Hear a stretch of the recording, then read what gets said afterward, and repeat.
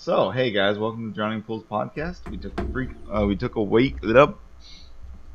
Deshaun, take over.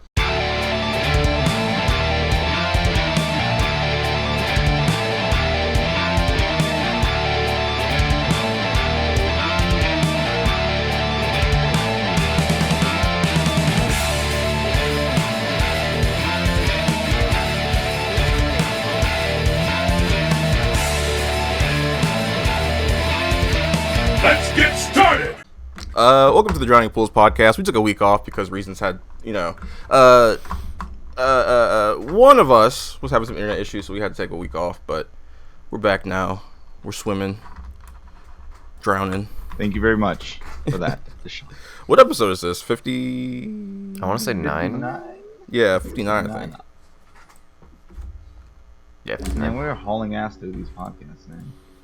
I mean, we do them weekly, so as long as we keep them consistent, do. we'll have a lot in our belt.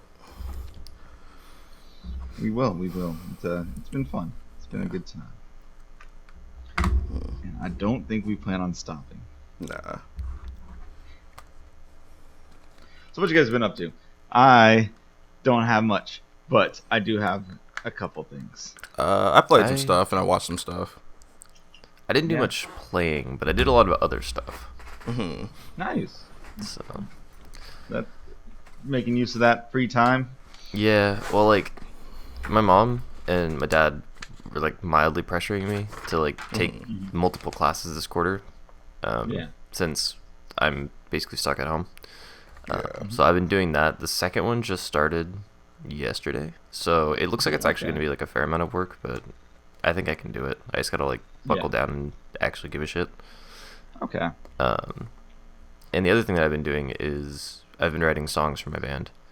And Nice. this is like the first time that I've been actually productive and finished songs. Like I finished more songs probably in the last like 3 weeks than I have the rest of my life relative to like actually completing them and being happy with the end product. So that's mostly what I've been up to. That and playing League of Legends, and we all know how that goes.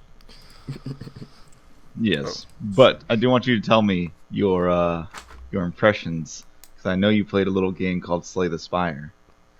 SLS. I mean, it's not like I haven't played SLS before. I think it's a fun game. It's STS. The fuck is SLS? I don't know. I know it's something else. Anyway, STS, yes. It's Slay the Spire. Yeah. STS is It's the French title. Yeah, STS is good. Like I've played it before, so I'm not like I don't hate it or anything. It's just it's not a game that I play a ton of. But Keon. But you. The reason I was playing it was because Keon got a real world deck building game. It's called Dominion, which is really fun. Yeah. But also, it made me like want to play something cooperative because Dominion is like it's like a regular game. You know, you like play it against people. Yeah. Yep. So I was like, oh, I kind of want to play something with you. And so he was like, okay, well, what do you want to do? And I'm like, well, we could play STS together. And he's like, yeah, let's do that. So that's why that happened. It was fun though. Okay. What's her bitch? The Watcher. The Watcher. Yeah, I think she's a really cool character. Like, I love that game because every single character they come up with is like pretty fucking cool. Mm-hmm. So, have you played her before, or is that your first time? That was our first time. So. Gotcha. Yeah. Okay, I was just curious on how you felt about playing her, because I played her for the first time, like a week ago, or probably a couple months ago. But like I've only played her sparingly from there. Yeah, I think she's cool. She takes a little bit too much brain power for myself though. Like I would not play her solo. I would play like just the Watch, or not the Watcher, the Defect. The Defect. Yeah, I would rather play him. I feel like the Defect takes more thought than the Watcher. I mean, it doesn't need to take more thought because you can just like stack Lightning or Darkness or something. Yeah, that's true. That is true. I usually play with Defect. I usually play zero cost decks, so it's lots of thinking you have to do. Yeah, no, but like I can just stack Lightning or Darkness. Like that's what I've done before for my Defect runs. And the easiest no brain. Sorry, let me just get off this. The easiest no brain combo for Defect is Ice. you just stack ice and get what's it called focus, and then you have like 80 block every turn, no matter what. Yeah. Honestly, but like my favorite deck in Slay is the poison deck for the silent. Silent, okay. I just like watching people take and die slowly, which might say I something gotcha, about yeah. me, but it's fine. Slay the Spire is in like my top 10 favorite games. Let me tell you a game that just popped up into like my radar because I was watching a Day 9 playthrough, which is 2 Point Hospital. So, for those of you that don't know what that is, 2 Point Hospital is it's like a not cheesy, but cheeky like hospital simulation game. Yes, it is. And that game is the bomb. It is so much fun. And I was having like, it's just like it's so tongue in cheek with its like, instead of having actual like, God, why can't I think? Like sickness, illnesses and stuff. It's stuff like jest infection, where people are turned into clowns and you have to dehumidify them. Yep. Mock star, where people like come in looking like Freddie Mercury. It's shit like that, where it's like, That's great. it's stuff that like, oh, these are all things that I would have heard before, but also the way they do it is just really cool. And I've always had a soft spot for simulation games, but I've never been particularly good at them. But this game I have been having a lot of fun of, and I'm trying to 3-star every level. So that's, out of most of the games that I've been playing like the past week and a half, that's been the one. I've only know of the game because of Critical Role. Oh yeah. And the playthrough they did for it was like a couple hours long, but Matt Mercer decided that he wanted to make his hospital into a Minotaur maze. So he made the front desk at the very front, and then to get anywhere in the hospital, it was like a long maze of just chaos. It's ridiculous. I think the sad part is, I think your hospitals end up like that regardless, because you don't start out with all the wings of the hospital unlocked. You have to buy them. Yeah. And like, I know that I would start like building like random ass GP's offices like in the middle of fucking nowhere because I just needed more GP's offices. Yeah. So yeah, it's a good time. Like, that game is goofy as hell and it's cool. yeah, it is adorable. It's well worth my $35. I bought it completely. Like, I watched Day 9 play it. Yeah, and it was just like, well, like, one, it's not like a full price game, but two, it is just that good, you know. So okay. Like, there are certain games that I will not buy unless they drop below $10, and that is most games. And I straight up just bought full 2 Point Hospital, like full price. Nice. So that should tell you how fucking fun the game is. Yeah. You got anything like that, Deshaun? Where I won't pay for a game unless it's fucking No, cheap. Like a game that you didn't think would be in your top 10, but is now in your top 10. Control. Oh yeah, Control. So yeah, because I guess Derek, you done with your week? Yeah. Okay. So I started playing Control because it was on sale. It was like $24, and I was like, I've heard, I haven't had a real chance to play this, and I've seen people say really good things about it, so I'm gonna go ahead and check it out. And I thought it was just gonna be kind of like a third-person cover shooter, and you just because playing from the beginning, I knew it was just kind of like SCP containment breach the game. Not counting the other actual SCP games, but this one's like you're in the bureau, you're reading the files, and you're meeting the weird shit. Yep. The only difference in this and the SCP thing is that the SCP shit has like monsters and weird shit that doesn't make any sense.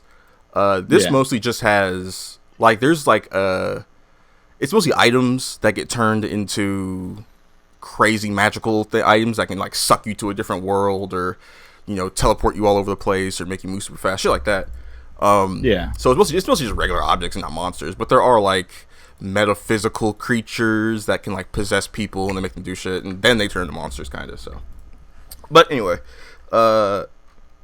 this game is a superhero game.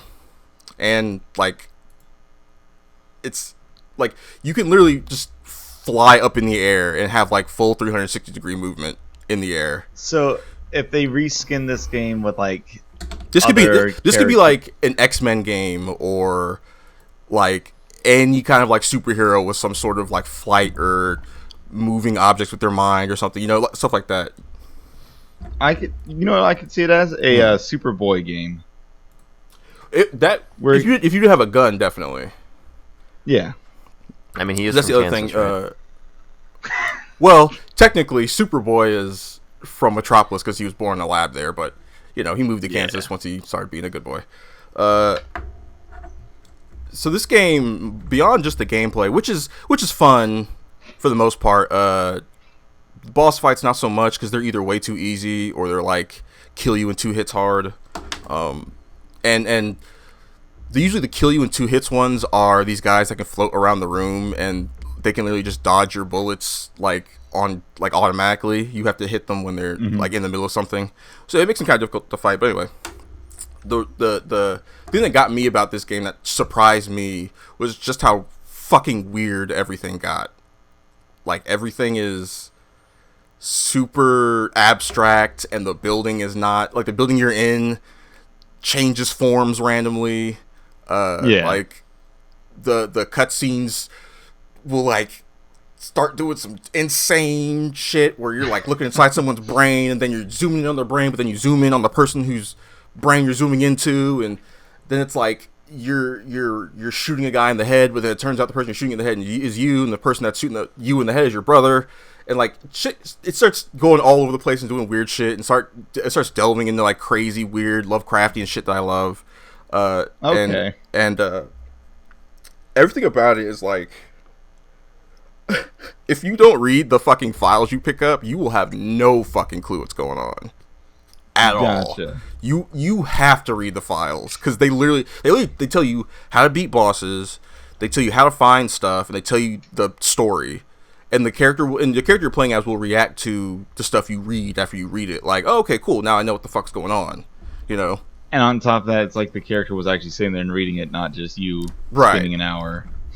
So, I really like that because it's this game is also a little Dark Souls-ish, which is also the next game I'm going to talk about, which is Mega Dark Souls. But this one's Dark Souls-ish where the lore is all in the pickups and the drops and all that stuff. But unlike in Dark Souls, that stuff's necessary to win the game because you got to know those weaknesses. But it's got a mechanic where, oh shit, trying to make sure I don't get confused. But so you die and you lose like 10% of your, what the fuck is it called? Basically your currency or whatever. Okay. And you can't get it back, but I don't remember the point I was gonna make. I just lost my train of thought. Anyway, control's super good. Okay. Oh, it was like Dark Souls, yeah. It kind of actually you kind of move. It's like Dark Souls. Like the movement is kind of Dark Souls-ish.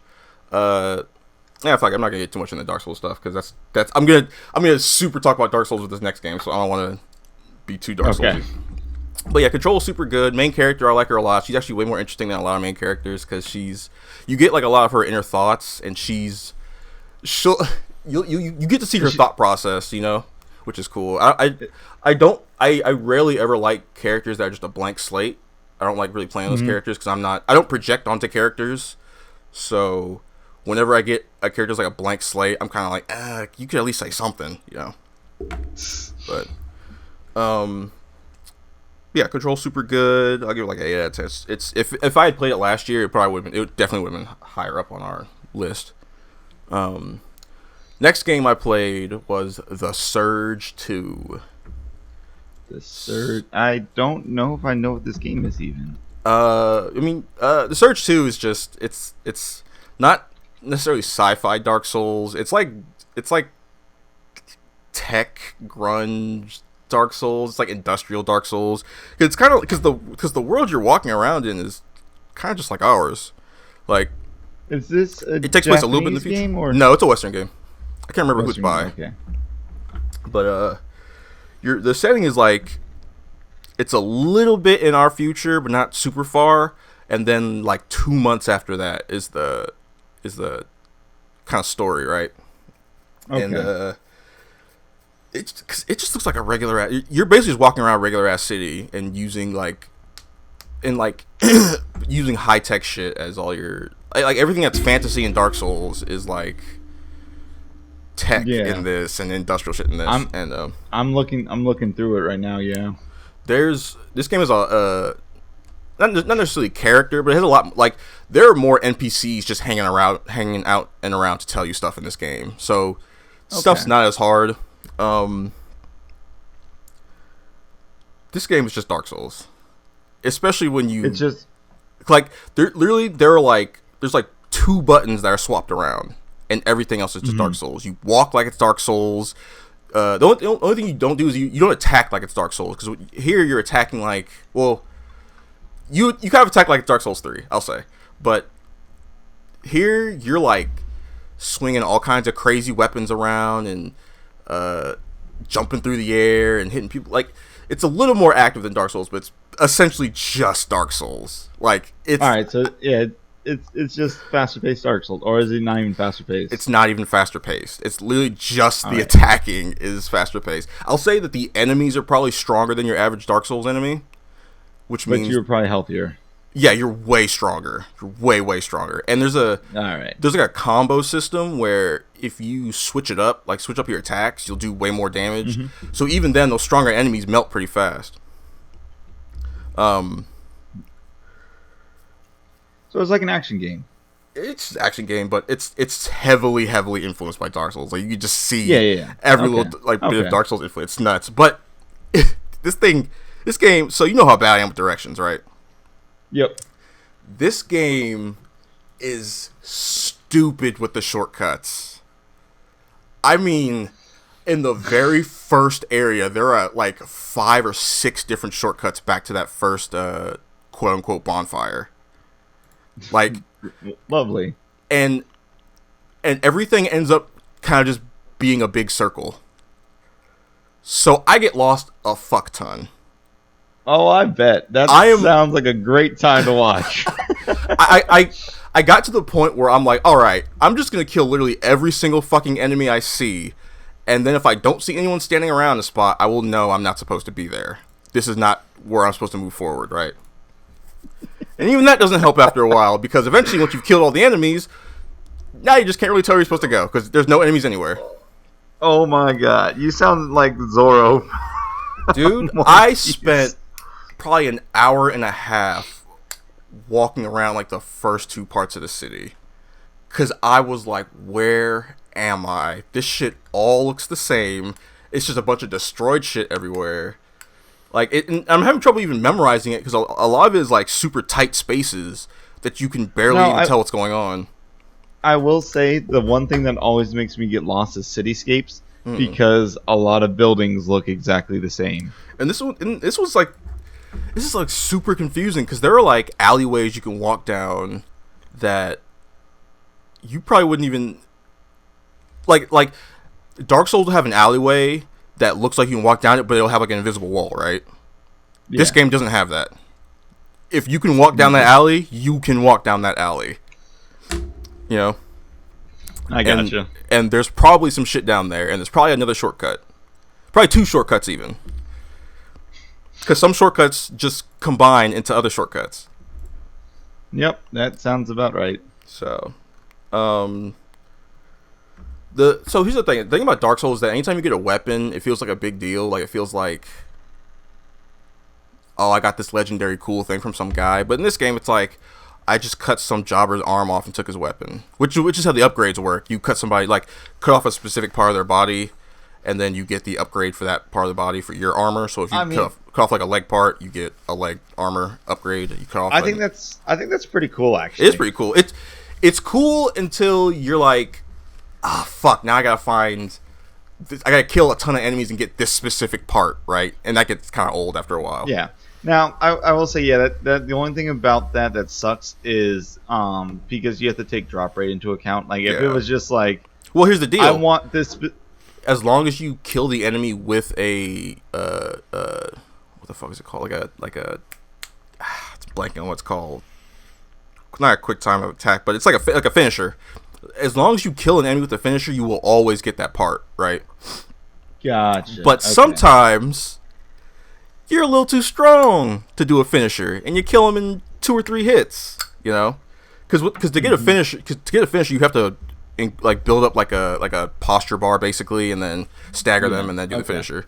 But you know, sometimes enemies just die. Sometimes you hit them one time too many and they just die, and it's like, fuck, now I gotta find some other guy or restart the whole area and fucking get it. So that gets old, but I do like this upgrade system. I still think I prefer just picking up like a thing on the side of the road, and it's like here's a titanite shard and here's a large titanite shard, you know. But I don't mind this. Okay. How long have you been playing it so far? I think I have like 15 hours in it, I think. That's good. Okay, that's a good length game. Yeah. I don't even think I'm not even like halfway through it, I believe. Nice. I think I'd give this game, I don't know, like a 7 out of 10. This has the same problem as Control does, and I was talking about this on Twitter. A lot of Western boss games a lot of Western games just don't have really good boss fights. Like this one is another one of those games where the boss is either way too easy or it's stupid obtuse, and it's like the first regular enemy boss you fight, which is like a big robot octopus. You don't actually fight it. You destroy its like cooling tanks, and then you just kind of run around the arena and wait for it to overheat, and then that's it.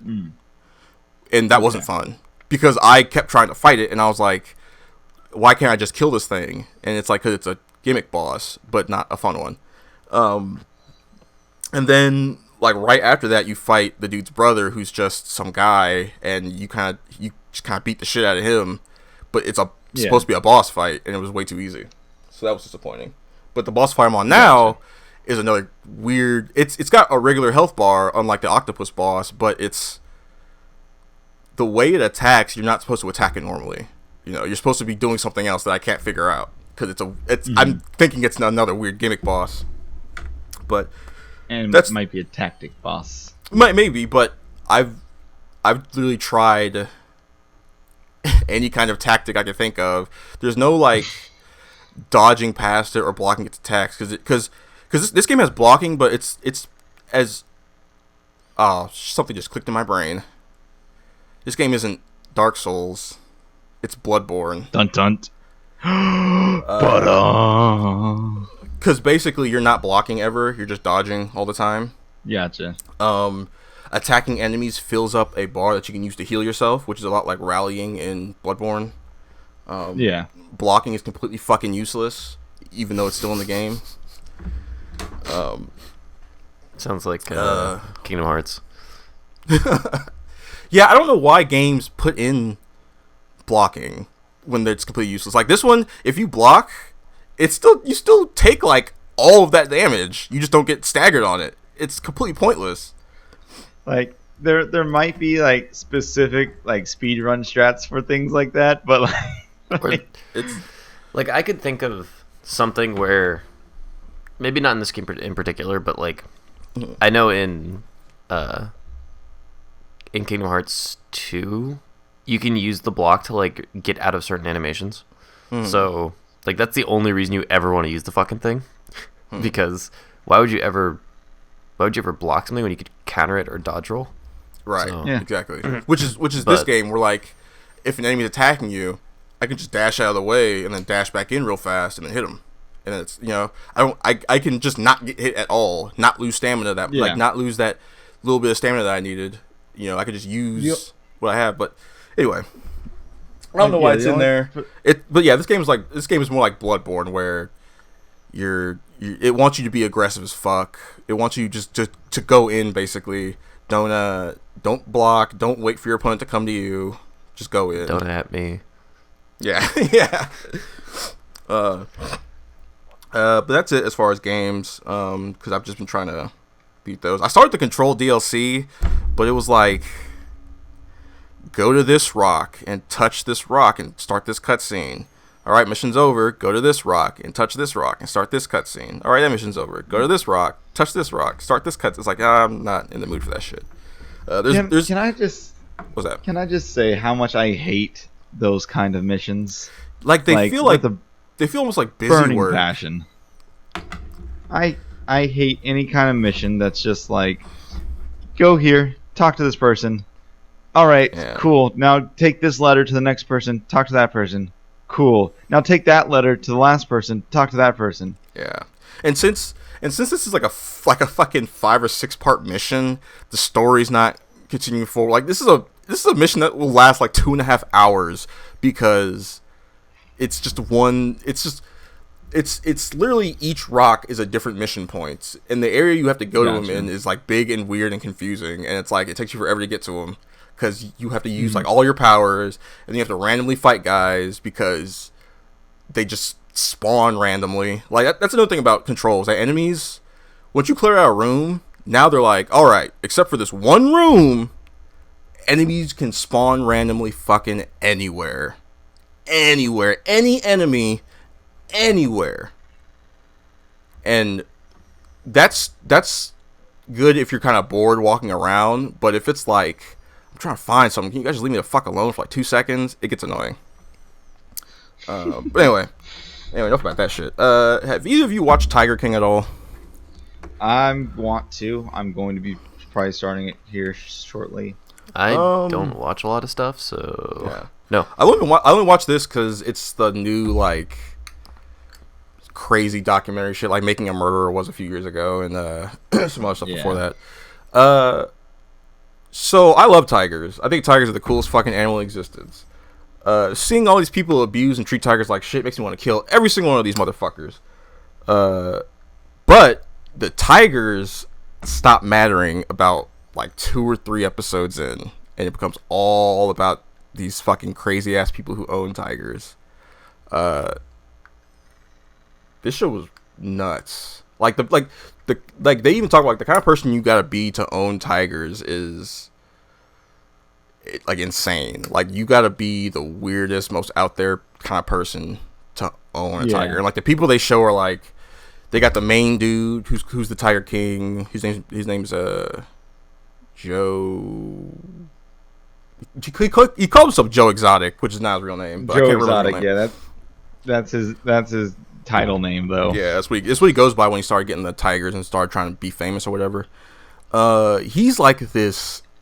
He's like gay. He's like a country redneck. He's gay. He's in a polygamous marriage with like 3 dudes. Those are things I never thought would match up. He has like a weird YouTube channel where he talks about, like, he's like a radio show where he talks about owning tigers, but he also talks about how much he wants to kill this chick all the time. He like gets rotten meat to feed the tigers from Walmart, and sometimes his workers will take some too. He's like he's like a cartoon character. Like he's the most exaggerated kind of character you can get. Another one. Hold up. What? What's up? I understand why he doesn't go by his last name. Yeah, because it's something like weird and mundane or some shit. Like it's not as cool as Exotic, definitely. It's a German last name, I believe. Yeah, and he goes like, I changed it because people could never say my name. He said that. He said that on like a radio show or whatever. Yeah, I was gonna say it's probably really hard to say his last name. Yeah. There's another guy who calls himself. He's like this guru. He's basically leading a cult. He's also in a polygamous relationship with a bunch of women that he basically kind of tricked into coming there.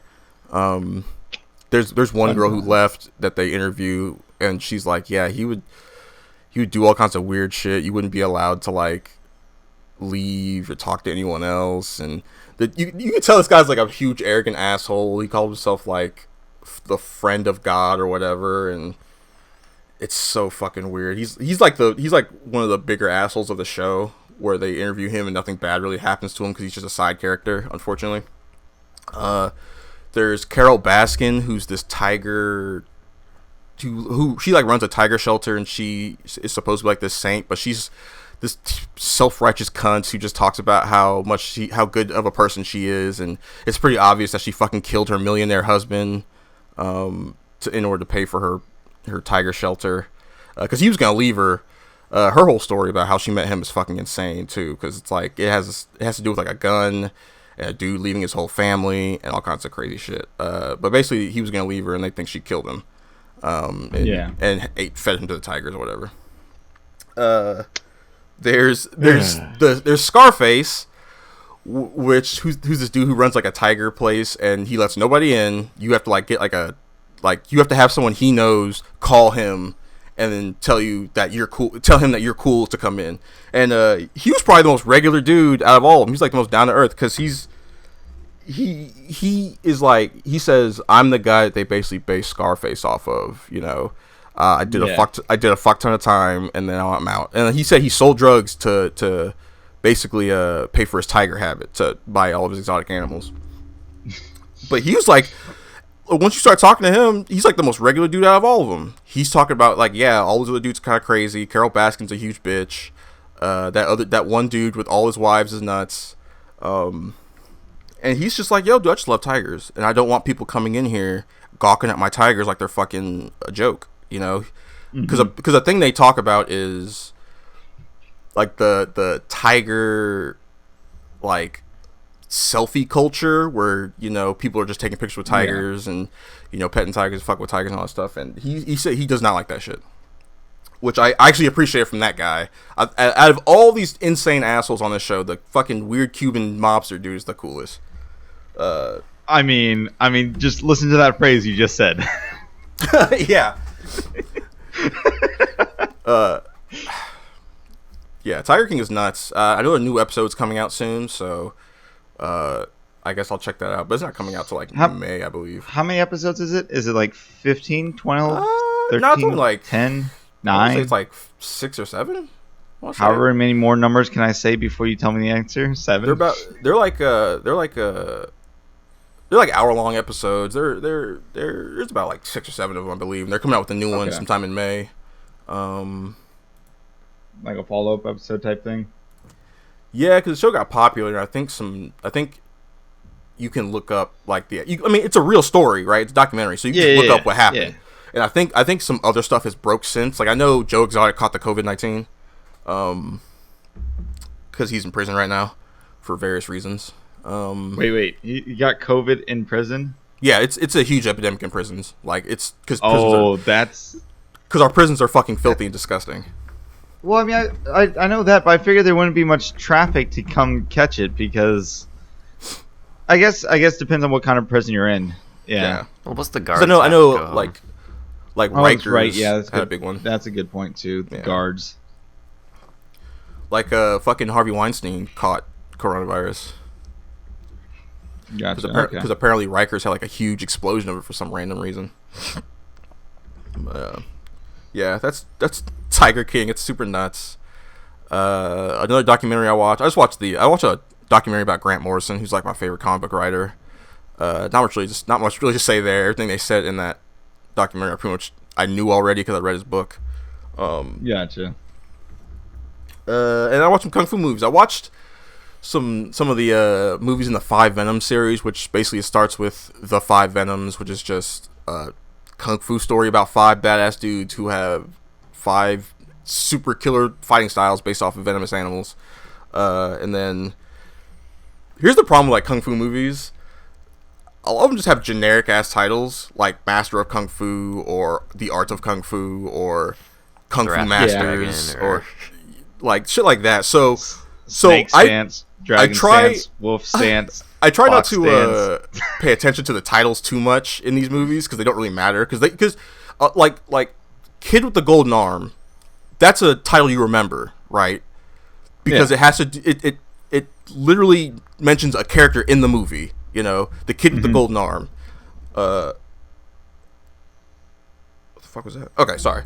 I like when I hear that title though, I either think it's either a kung fu movie or it's a baseball movie. One of the two. Right, exactly. You get some idea from it, but like this, it's just. But like with other movies, you're like when you get like Masters of Kung Fu or the Kung Fu Masters or the 10 Masters or like shit like that, you're like I can barely tell these fucking movies apart sometimes. But yeah, basically every movie in the 5 Venom series is like the 5 Venom series is like an anthology almost, where every story is different, but it's like the same characters walking around, or same people, I should say. They're just playing different characters. Okay. And yeah, when you watch so many in a row, like I usually do, they start to bleed together. And so when you see like the same dude kill a guy, you're like, wait a minute, weren't you dead? All right, did you get killed like 10 minutes ago? And you're like, no, that was the last movie, you know. But yeah, Shaw Brothers old stuff is still amazing, still beautiful. The one-on-one fights are always, I think big group kung fu fights didn't get super good until Bruce Lee started doing them. Because before then, a lot of like big group fights in kung fu, older kung fu movies like in the 70s and 80s before Bruce Lee were like, it's pretty sloppy as far as the big fights go. Yeah. But then once you got like the one-on-one fights, the choreography is beautiful and it's awesome. It's exciting to see. Yeah, I will say one thing that I am currently like just enthralled with for kung fu movies is just how good the what's called stuntmen are sometimes, and how much threat they take. These guys are taking some hits in these old movies. They're taking some goddamn. There's no pads, man. Yeah, because there's one where they just stand on the roof of a building and just throw a guy on the ground. And they just throw him off. They just throw him the fuck off. You're like, Jesus. You know, it's nuts sometimes the shit they do, where like they just whooping the fuck out of someone but there's a thing in Bruce Lee movies like that where I can't remember. I think it's like one of his earliest ones where he kicks a dude, but he accidentally actually kicks him. So if you look at the scene, everybody else is cleared out, but there's one guy just laying on the ground unconscious. Fucking hilarious. But it's kind of like that where like dudes just get fucked up super hard but here's the deal: since these are dubbed incorrectly because they were done by a bunch of British guys who barely knew what they were doing, the stories of these movies are fucking nonsense, like complete nonsense. Yes, it's like gibberish almost. You know, it's like I'm just waiting for the fight to start because characters will say a sentence and it will have nothing to do with anything. All the characters will ignore it and then we'll just move on. But it'll be like, why did you say that? That was like a big deal, wasn't it?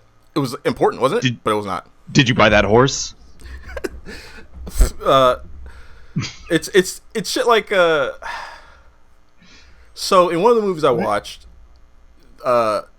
these dudes get framed for a murder, and basically the plot is the government is trying to get rid of northern and southern Shaolin because they're just a pain in the ass to have around. So they hire this one dude who's like a badass martial artist to just start kind of fucking them up and get the two groups to start fighting each other basically. But yeah, there's like a plot point where the dude is trying to get the guys to also marry his daughters. Like he'll like go like they know about the plan to kill all the Shaolin guys, but also in the back he'll be like, so which one do you want to marry? It's like, what? Aren't we killing them? So it's stuff like that where it's little things that don't really make any sense that they add in, which they probably just add in because they needed lines. You know, they need lines for this movie, you know, for the dub. So, but it's like oh shit, we forgot to translate this line. Just say something. Yeah, and like they'll add in weird lines, like a character will like turn his head, and then like they'll ADR a line in to kind of make their scene work and shit like that. But you know, none of it really matters. It's all about the fights in kung fu movies, really. Yeah. Unless it's like a movie about told there. Unless it's like a movie about like kung fu philosophy, then it's like that kind of hurts the movie. But oh well. That's it. That's all I fucking did. See. Oh, I'm stupid. One more thing. You're stupid. One more. WrestleMania. He's dumb. WrestleMania. So WrestleMania was this year or for this year. Okay. It was 2 nights this year, Saturday and Sunday. Pre-recorded because, you know, COVID-19 and all that shit. Most matches were pretty good to okay. Some were a little lackluster, but there's only like 2 of those, I think. Most were alright. It was fascinating, all the no crowd stuff. So when a thing happens and there would have been like a huge pop otherwise, it's kind of just quiet and awkward. There's one guy who finally got a championship after being a wrestler for like 2 decades, he finally got a championship, but there was no one there to celebrate with him. You know, so that was kind of a bummer. But the 2 highlight matches of WrestleMania: Undertaker versus AJ Styles Boneyard match, where they literally fight in a graveyard, and it's filmed like it's filmed like a reality show, but it's like action. You know, it's filmed like an action show, which is cool. Gotcha. It was super fun. They got to do all kinds of crazy stuff. Undertaker finally started using his powers in a match, so he's teleporting all over the place. He's shooting fire at shit. He's killing guys. It's fucking radical. I loved it. It was super awesome. Then he buries AJ Styles. It's fucking great. Nice. Also,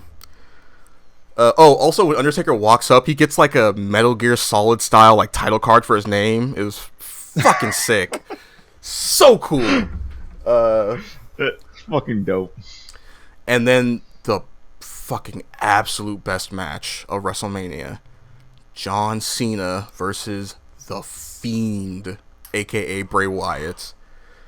So this match starts out kind of normal. John Cena walks out to the ring. He's kind of laughing at the fact there's no crowd. No crowd. He comes out to the ring, and then the TV jumbotron thing turns on, and there's Bray Wyatt talking mad shit about John Cena in his Firefly Funhouse, because he's doing like this Mr. Rogers stick where he's like it's Mr. Rogers / Pee-wee's Playhouse, where he's this nice guy who just lives in a house full of living shit, and they all talk and have fun and all that stuff. But they're also, his puppets aren't like cute puppets. They're like fucking weird, creepy monsters. Like one's like a skinned vulture. The other one's like a woman wearing a black veil, and like her eyes are all like scratched out and shit. Crazy shit like that. He's got a Vince McMahon doll that has devil horns on it. If you don't know Vince McMahon's like the big dog. He's like in charge of WWE. He's legendary for how much of a fucking asshole he is. So he's on the jumbotron, and then he goes, "It's time to play, John." And then John Cena gets teleported into the jumbotron, into the Firefly Funhouse, and then shit starts going nuts from there. He walks out of the Firefly Funhouse into a black void. There's a ring in the center. They get into the ring, and then John Cena's life just starts flashing before his eyes, right? Bray Wyatt shows up and starts doing impressions of other wrestlers, like older wrestlers from back in the day, from back when John Cena was like first starting and stuff. And then the scene would change. John Cena would be dressed as he was back then. He'd be acting like he was back then, and they'd be doing a skit from that back then.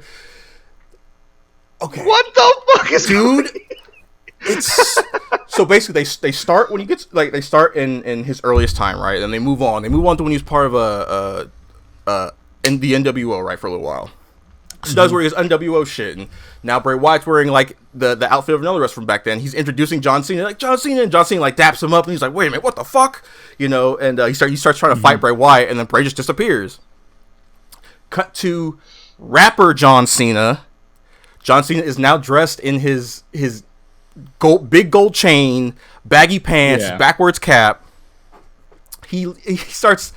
Bray Wyatt, it forces him to rap. He cannot talk unless he's rhyming. So he starts rapping at him. He starts rapping at Bray Wyatt. Bro, I'm not a rapper, so don't rap at me. This whole match is insane. He's like pulling him through this fucking insane mental palace where he's just pulling John through all his past shit and be like, "Look at the kind of guy you were. You were a piece of shit, John. You don't care about anybody." It's nuts. And then at the very end, John's like, he's turned back to normal, and then there's nobody else in the ring, and then suddenly the Fiend shows up, who is Bray Wyatt's alternate identity. He's like this dark figure inside his mind that's like, he's got this fucked up mask, he's got all these horrible moves, and basically he puts John Cena in a headlock, basically chokes him out, and then the lights black out, lights come back on, and it's just the Fiend. John Cena is gone. And if you look on John Cena's Instagram account, there's a post of Bray Wyatt. It's a little pixelated Bray Wyatt going, "A winner is you," and that was the end of the match. Wow. Okay. The match. You have to see this shit to believe it. It's fucking amazing. It's the best wrestling match I have ever seen in my entire life, I think. I can't think of anything more creative or fun or exciting in a wrestling match. Like, it was so cool. I was Well, good so they did cool. one thing right. And they basically, like, I will say on Twitter, they should use this opportunity to film like Lucha Underground, which is basically what they did, which fucking rocks. Yeah. So, but anyway, now I'm done. Now he's done and done it. I went ahead and I talked for 25 minutes, probably longer. Roughly. So I think I'm good. I wish I had gotten into wrestling when I was younger. But, like, we just didn't have any of those channels, you know? Oh, yeah. Because I think back in the day, at least where I lived, that was all pay-per-view shit. Or, like, those are the things that I heard about, you know? Yeah. Was all the Most of the pay-per-view exciting stuff. Most of the exciting stuff happens in the pay-per-views. Like mostly the Raw and SmackDown and NXT. NXT is really good wrestling, and if you're into like just the technicality of wrestling, it's good to watch those shows. But like Raw and SmackDown are basically just story building to the next pay-per-view essentially. So especially nowadays, a lot of them are kind of lackluster, and a lot of Raws and SmackDowns are not very good, which is unfortunate. But you know, that's... Well, it's like I used to watch a lot of What Culture Wrestling, which is like a YouTube show about them, and like it's one of those things where I kind of missed the boat, and so I like learn about all these like storylines now, and like it's just fucking cool. Like, yeah, if you take away the like the like actual wrestling and just look at it as like a TV show, it's like this is shit that I could get behind, you know? Yeah, there's some really good storylines for characters. And then you add in the wrestling, and it's like, yeah, fuck it, sure, why not? Like, yeah, especially when you've got really good wrestlers. Like, this is one dude named Ricochet who's all about like the high flying stuff. Like, he'll get on he used to be a king, either king or Prince Puma back in Lucha Underground, but then Lucha Underground shut down. They recruited him. WWE recruited him, so he gets on like he'll get onto the ropes and jump up like high as fuck in the air and do a backflip and stomp on someone, you know. And you'll get awesome shit like that, you know.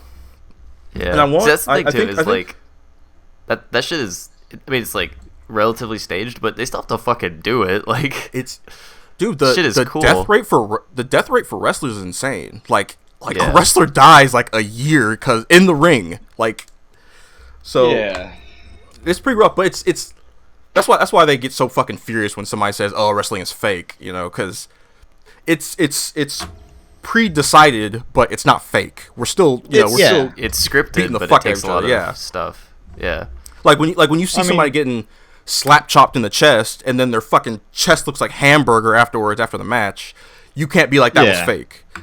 No, like you have to understand. Like, if you want to think of wrestling as anything, you can think of it as a circus act.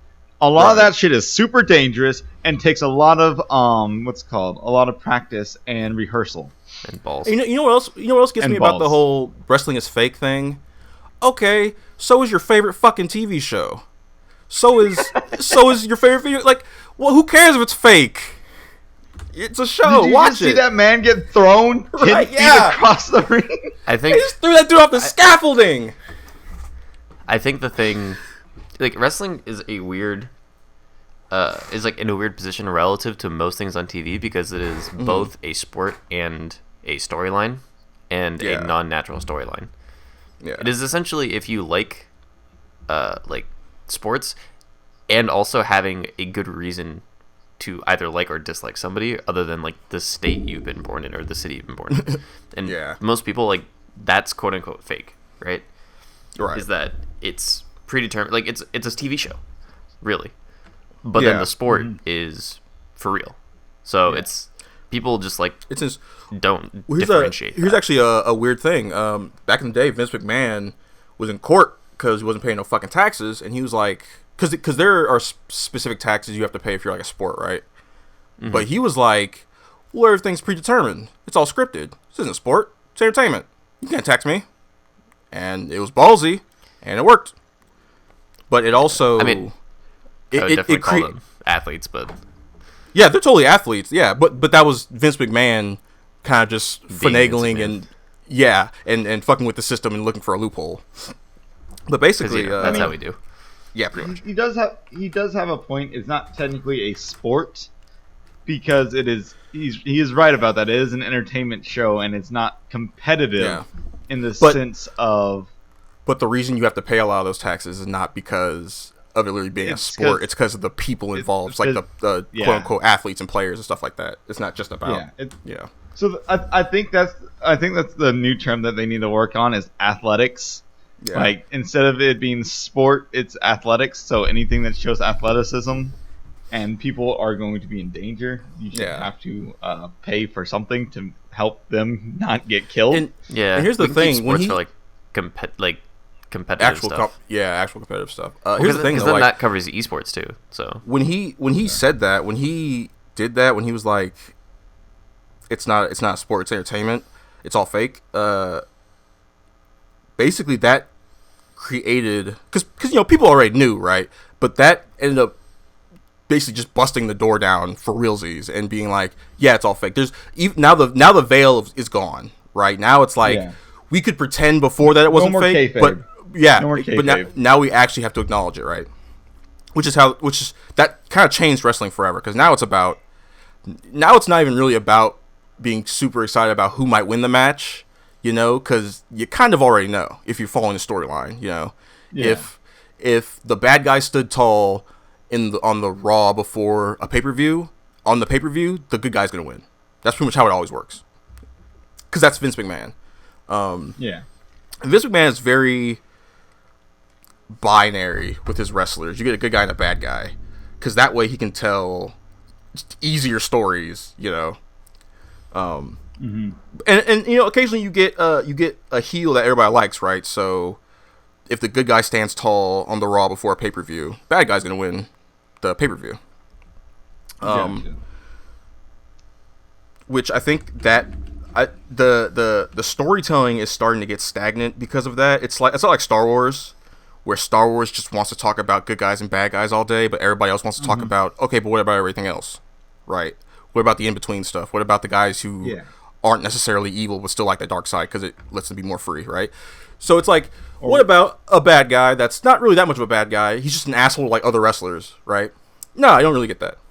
You might get like a tweener like Braun Strowman who's more like an entertainer. Like for a while there, he was kind of like a joke because he was doing stuff with he was doing gimmick matches with like comedians, and he had a tag team match like with a child. Like he teamed up with a little kid to beat up two other guys. Yeah. He was doing a lot of shit like that for a while, but then eventually he got a championship. But that's usually where tweeners end up. Tweeners, people in between being a heel and a face, they usually end up kind of doing gimmicky shit, not really super interesting stuff, which is unfortunate. But yeah, it's just wrestling. I think because Lucha Underground made the stories more interesting, and they Lucha Underground had good guy bad guy stories, but they worked because the storytelling was more dynamic and interesting, and there was crazier shit going on. There was like they had their own Undertaker, but he was like everything I've wanted Undertaker to do for years, that guy was just doing. If somebody if the story said, if he was fighting a guy and like his whole deal was basically he would steal your soul. So if he's fighting a guy at the end of a match, that guy dies. Right. He disappears out of the ring and he's considered dead. Which is basically what they did to John Cena. Yeah, I mean, wrestling, the only reason I even really got into it is because my grandpa was into it. And then I kind of fell off. And then when I started hanging out with Tim, I got back into it. And that's kind of just what I've been doing ever since with wrestling. Yeah. See, my issue was I was never allowed to watch wrestling as a kid.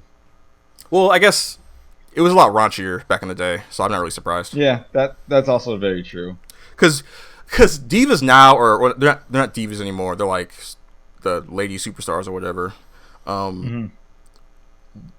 The women wrestlers now are way more respectable and way better than they used to be. Because before they were just like whatever porn star Vince McMahon pulled up off the street, whatever prostitute or whatever the fuck. They were like, you had a few women in there who were like genuine wrestlers, like China, who was like this fucking massive chick who just beat the fuck out of men. You would sometimes get the win, but most of them were just there to be like ogled at and sexualized and shit like that. Which, you know, I have no problem with like sexualization, but when it gets to the point where they have literally no character and they're just a pair of walking tits, no one wants to see that shit. Yeah, that's a problem. Not to get all feministy, but anyway, yeah, wrestling. So you guys want to talk about this cooking mama shit? Well, Nice I April mean, like, Fool's joke, bro. can I like get in my week real quick? Oh, that's right. I forgot. I thought Jesus. you said you hadn't done anything, Jesus. so I was like, yeah, go for it. Go for it. No, like I said, I had done a couple things. Now you know how I feel, Kaz. Oh, Get on the fucking Meg. table. We're gonna slice this fucker open. Yeah. Go ahead, Cameron. But yeah, My no, bad. I've played some more Grand Blue. That shit's a fun game still. How's the netcode? Fuck I hear Power it's fucking Rangers. shit. It's fine. Yeah. It's like, so my main issue with it is that actually I don't really have any complaints other than that it staggers every now and then. But the game's a slow-paced game. So it doesn't bother me as much. However, Power Rangers, one of my favorite fighting games ever, I can no longer play online. Why? Because the game infuriates me to the point where I want to smash my fucking desk in. That's why I stopped playing. And it's only because of the online, not because of the game itself. I love the fucking game. It's one of my favorite fighting games ever. But the online's not good. goddamn. What? The online's not good? When did the online stop being good? Wasn't it kind of fine before? It was fine until they added PS4 to the mix. Oh, okay. Like with crossplay and all that shit. I see. Yep. And then now it's not trash. I will say it's still a pretty good netcode. It's just there are too many consistent hiccups. Where it just, like, one thing will happen where, like, the game, like, the animation for the game itself will start staggering. Like, you can still play the game like normal. It's just every couple frames just go, nope, not existing. I'm just not existing. Did you want to tech this throw? Well, I hope you're teching already. I hope you're already teching. Did you want to block this? Well, guess what? I'm actually on the other side of you now because you lost 4 frames. Yeah. There's just a That's bunch a of bummer. small little stuff like that. Which is And kind of then, funny like, because I played the PS4 port first, and that did not feel bad. The actual online for the PS4, like, it felt pretty fucking good. So it was just like, it's weird that it's causing that many issues. I mean, I kind of get it, but at the same time, it's just odd. It's just because the crossplay edition. Yeah. No, like, I understand the actual, like, technical reason, but it's just surprising to me because the PS4 in and of itself was not an issue. Yeah. I mean, the PC ran it just fine as well. It's just Combine those two things. There's that. Like, I can't stand playing the game online anymore. Like, I can play it for like maybe 2 games at most, and then I'm just infuriated. So like, I'm just dropping the game online. I'll still play it and still practice combos and still do all that kind of stuff. It's just, man, it's upsetting. But yeah, so Grand Blue's a thing. Sora's just came out. Sora's is fucking disgusting. Vegeta is also fucking disgusting. Both of them have 70% or more HP combos. Jesus. Which is not okay for a Street Fighter-esque fighting game. It's not like 60%. That's still kind of pushing it, but I get it. But 70 plus without so Sora's can do 70% with super, and Vegeta with her super. I think her name's Vegeta. It's like Dijeeta or something like that. Yeah. With her against Lil Wayne has a super where he puts his 2 brothers come lift him up and they all fight as a tripod of humans. Oh my god. That fucking thing is so hilarious. So when she supers while they're doing that, she insta-kills them. What? Lol? 100-0. Why? That's nuts. Is there like story reason or?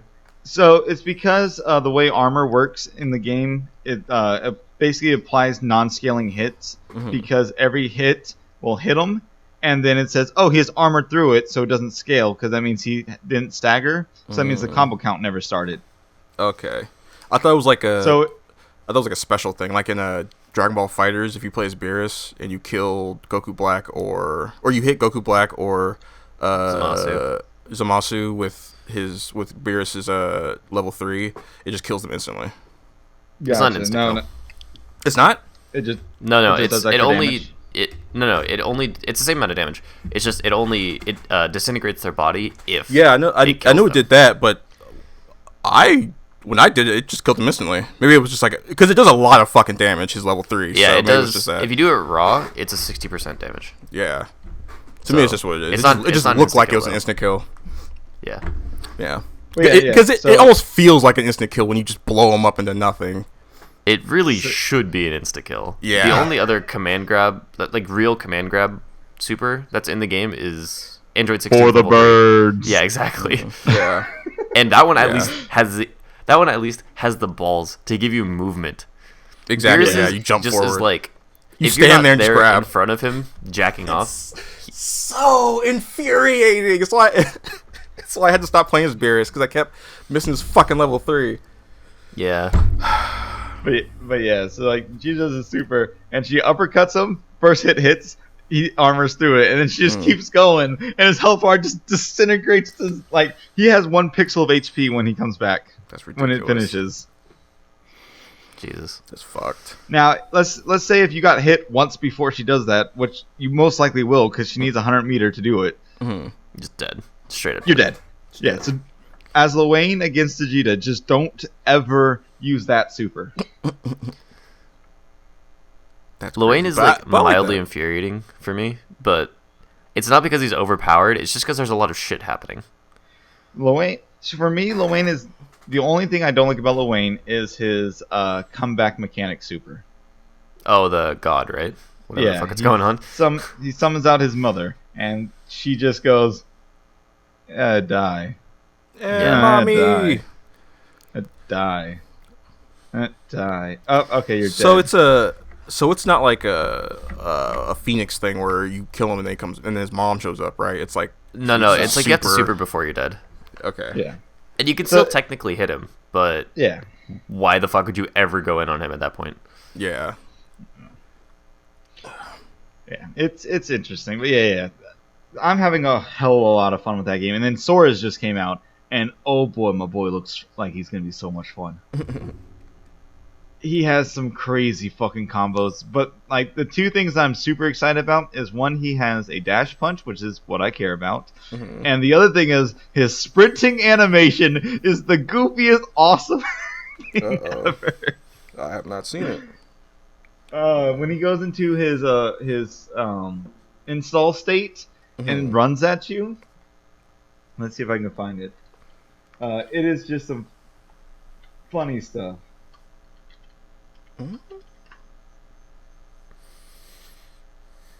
Yeah, it's probably Wait, is there a Grand Blue show? Yeah. Wait. Maybe. I believe the main story is, like the mobile game that's in Japan. Yeah. But I think there is an anime. That's weird. I know there's a manga. Well, because I was looking up Sora's and he's got a character profile on my anime list, so I was like, what the fuck? Yeah, I think there is an anime adaptation of like the mobile game. I'm not surprised. It's like fucking stupid popular or whatever, so. Yeah, I mean, if they can make a fighting game out of it with basically no like, quote unquote, like actual games, Yeah. you know, like that's a pretty good indication it's fucking popular. Yeah. Because like, let's be honest, out of all the fucking game types to make, you make a fighting game. Yeah, I did not think it was gonna be that. That was gonna be Grand Blue. It's fucking weird. It is cool though. It is really cool. It's like if they made a what's it called? Here you go. What's that fucking phone game called? Like Puzzles and Dragons or whatever the fuck it's called. I think I know what you're talking about. It's like a phone game where you can get little cards of characters. Oh, like and fight, Dragon Breeder. monsters. Something Is that like what you're that. talking Yeah. That's not the name, but it's like. Let me look it up. I think it's called Puzzles and Dragons, but let me make sure. Anyways, I used to play it. Speaking of mobile games, The only other thing I've been playing, other than like fighting games and my normal bullshit Pokemon Puzzle League and whatnot, I do have a story about Pokemon Puzzle League, but we'll get back to that. It is Puzzles and Dragons. Yeah, Puzzles and Dragons is like a gem game where you get like it's like a line up the gems and then you can do like fire damage depending on if you're a fire guy, all that shit. But it's like a little cutesy monster game, right? And it's like if they made that into a fighting game with like these weird controls. I sent you the link. It starts at 42. So if you just click the link, it'll So show troll. you him running.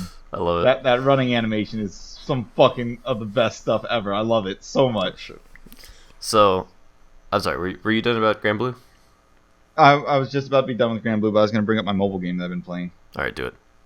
All right, so there's a game that just came out like a week ago called War of the Visions: Final Fantasy Brave Exodus. Exvius. Whatever. Brave something. Yeah. I have War heard of the of this. Visions. War of the Visions is the main thing. I have been playing the absolute ever-living shit out of this game.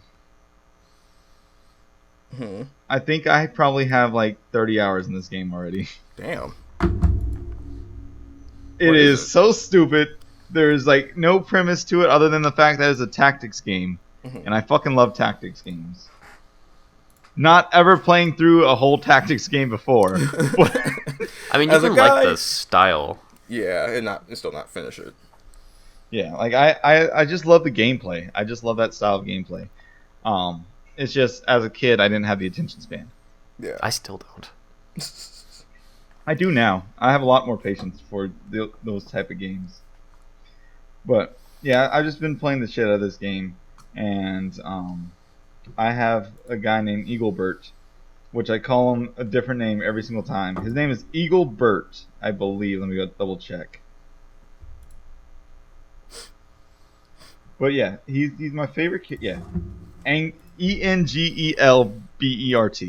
Okay. But he's a tank, and I did the dumb thing, and I spent like 3 million gold on just getting his paladin guard to max. So basically, anytime someone hits me, I just block it, almost guaranteed. It's hilarious because bosses will do like 1,000 damage, and then I'll block it, and it does 200. But yeah, so I've been playing the shit out of this game. It's been a great time. The reason why I like Engelbert so much is to call him a different name every single time I say his name, pretty much. Yeah, you just call him something different than you did it last time. You called him like Engelbert, and you called him He's Engelbert like Engelbert. last time. I go Engelbert, Egelbert, Vertical. I'm having the most fun just his name alone because it's Yeah. just like Angelbert. The funny thing is, like, it sounds like you're talking about one of your friends that you've known forever, that you call them something like completely different to their name because Yeah. of something that happened 10 years ago. Yep. Yeah. This is my boy Angelbert. Yeah. He's like an angel. He saved my life one time. Or like you call him like, I don't know, like Ty or something, but his name is But it Engelbert. Seems like, yeah. They're like, how the fuck did you get Ty out of Engelbert?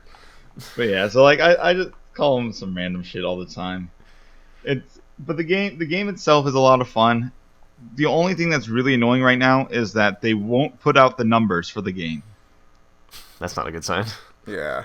That's like when They- Netflix lies about their numbers. Yeah, like so the game previous to this one was just Final Fantasy Brave Exvius, and it took them like 2 years to put out their numbers for the Damn. game and how everything calculated. But the thing is that game had data miners who figured out all the numbers You just for figure the everything out. community. Yeah. But since this game's only a week old, no one has taken to the game enough to want to data mine it that hard. Oh well. I will say it looks like a lot of fun, and I was tempted to download it, and then I realized I still have Fire Emblem Three Houses to play, so I should probably get on that. Gotcha, yeah. So like, it's a lot of fun. But it's a mobile game, so it's super grind heavy and Yeah.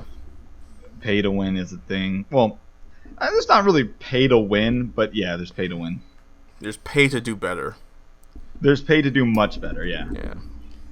And the thing is that a lot of the characters that you can level up real fast are some of the best characters, which sucks Yeah. because it's like, oh yeah, you can you can make this guy max level in a week easily.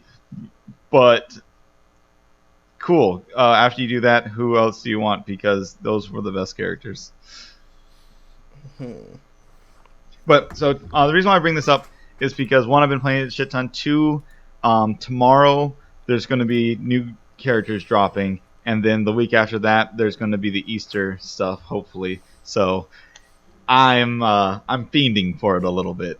Easter's canceled, homeboy. Easter Bunny's like, I don't want to catch that COVID. Hey, try to be around all these fucking kids. Yeah. But yeah, go ahead and bring up whatever you were going to, Derek. I apologize. No, it's all good. I didn't want to interrupt you. Fucking Valorant, bro. Valorant. Wow. So- Oh yeah, that Overwatch game look-alike? It's more ish. Oh, it's the it's League more of like Legends thing. Counter-Strike. Okay. Yeah. So it's more like Yeah, Counter-Strike that's what I with heard, yeah, abilities than Overwatch, but realistic. So, I'm very, very excited to play this game. I am also very excited to play this game. Is it going to be free?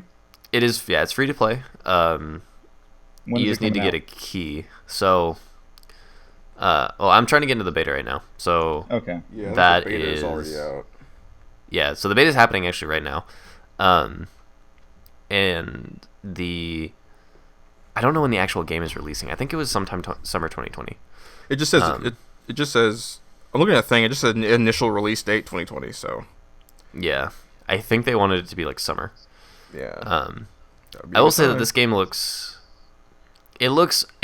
complicated, and I'm not sure how good the spectate is gonna be.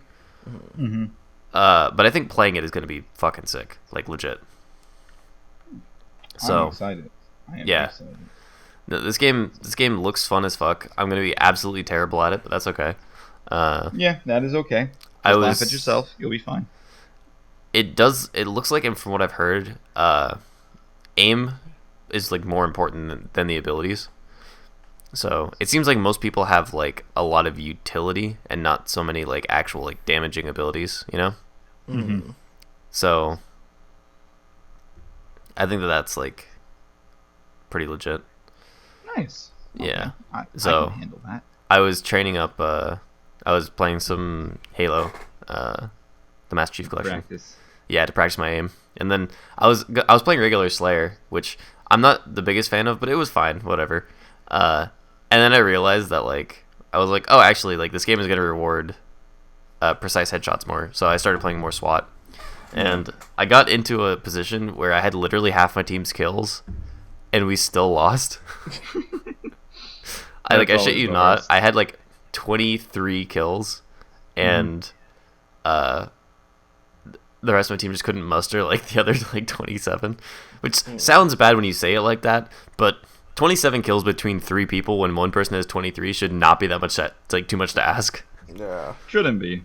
It's like everyone else gets 6 kills and we just win the game, but it, Yeah, it just Uh. doesn't happen. yeah, I mean, it was like I was like mildly infuriated, but I was playing well, so I didn't really care. Yeah. So Yeah, that's how I was when I was playing Titanfall 2. Like I would get 25 kills and everybody else would get like 1 or 2, and I'd be like, well, whatever. you I got say my it was I got my points. So I had fun. yeah, Yeah. pretty much.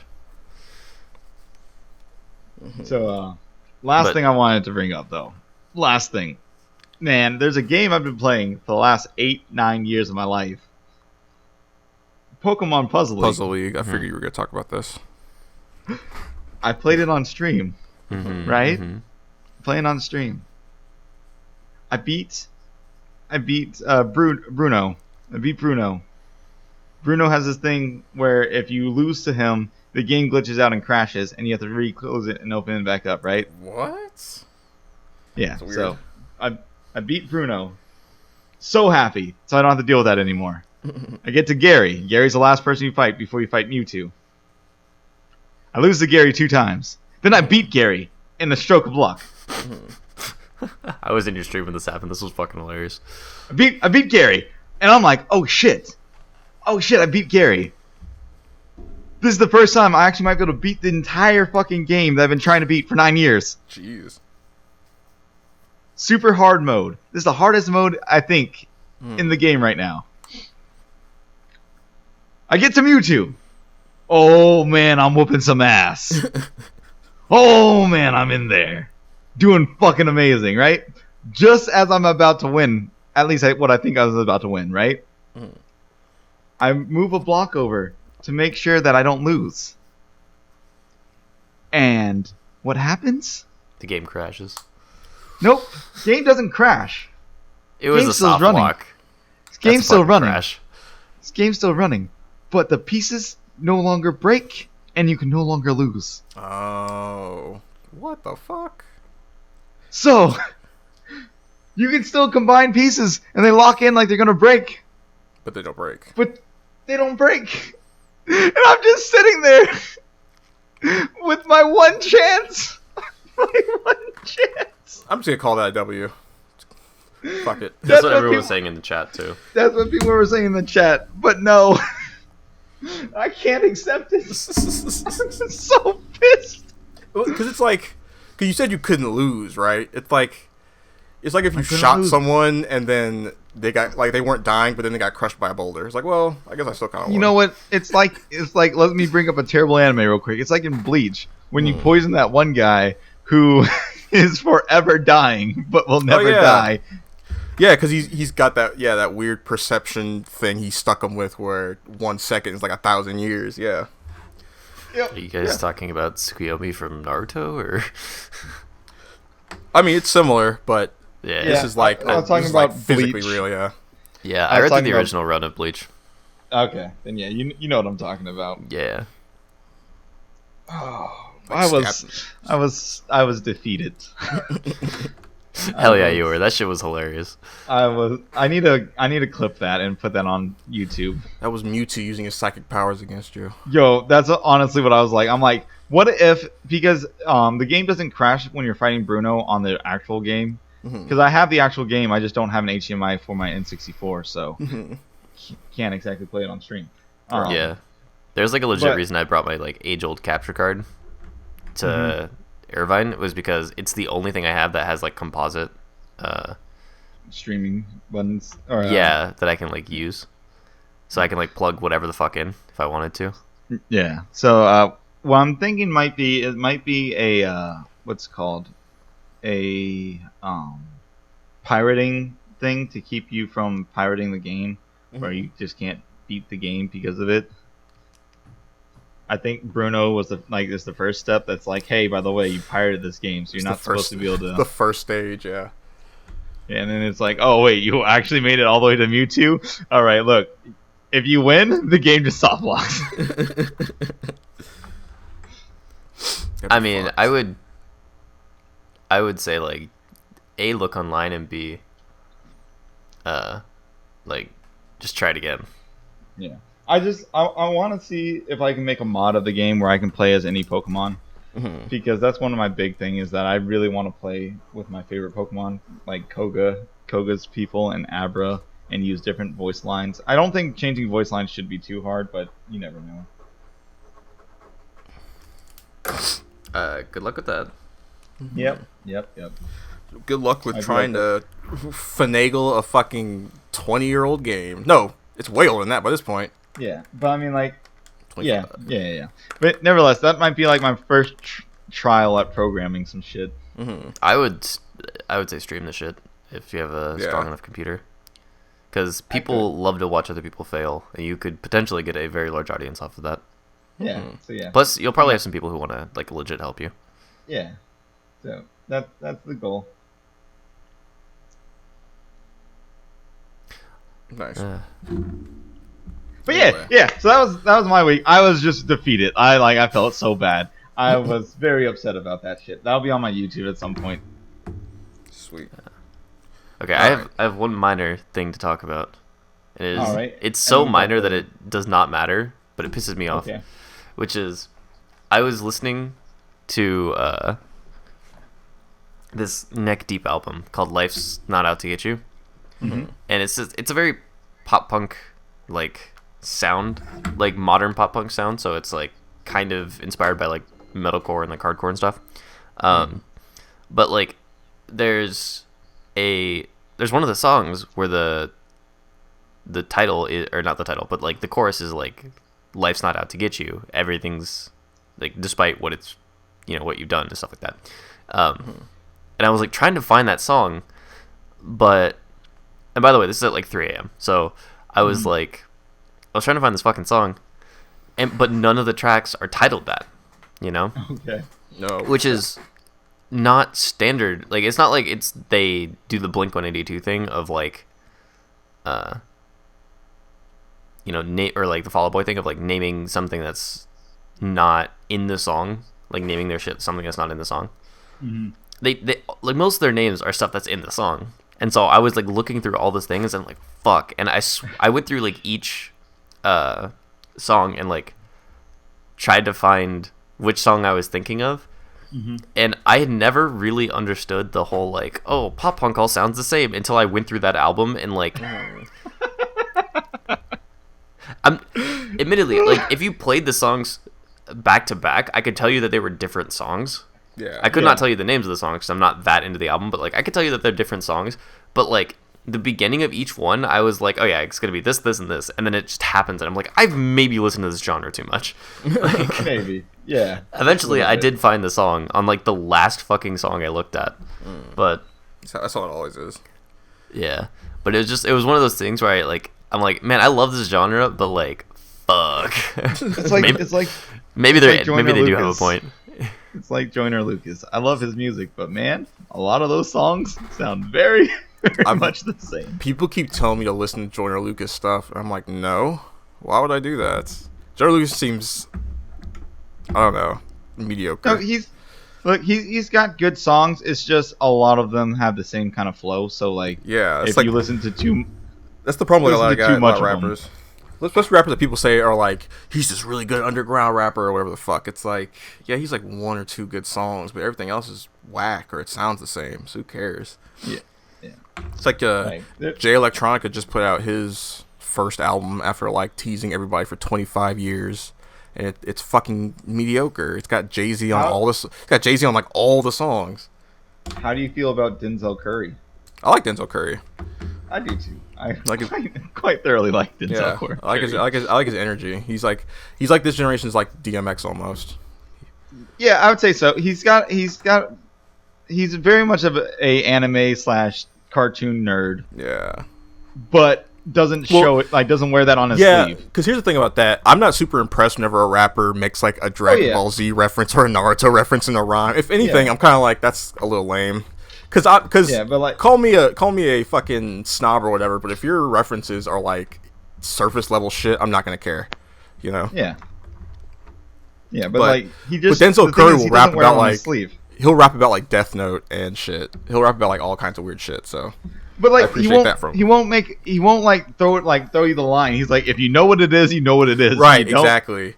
He doesn't like feed it to you. It's like he'll just kind of throw a line out there and then move on real fast before you even really get a chance to think about it too much. It's really And then good. you go back and you're like, wait, what? Was that that couldn't have been a reference? Yeah.